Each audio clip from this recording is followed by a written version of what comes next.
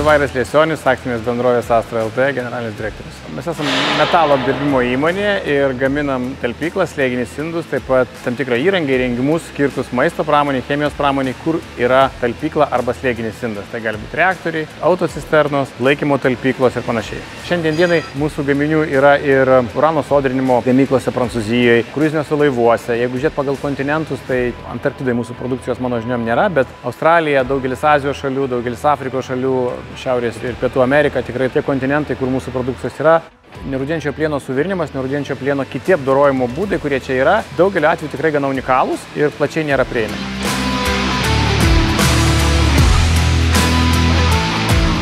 Akcinė bendrovė Astra LT turi praktiškai kas metai ženklių MTEP-inių veiklų, kuriuose tikrai reikia surasti tarptautinių partnerių. Enterprise Europe Network yra viena iš priemonių tiem partneriams surasti. Aš rekomenduočiau bendrauti su Lietuvos inovacijų centru. Mano žiniom, Lietuvos inovacijų centras yra Enterprise Europe Network lietuviška agentūra, pavadinkim taip. Jie atneša gerų minčių ir idėjų, kur kaip realizuoti savo norus. Daugelį atvejų gali patart, kaip tuos norus paversti realybę, jeigu eina kalba apie investicijas. Partnerių paiešką, sakyčiau, Enterprise Europe Network yra priemonė, kurio iš principo turėtų būti bet kuri eksportuojanti arba naujus gaminius bent jau kurianti įmonė.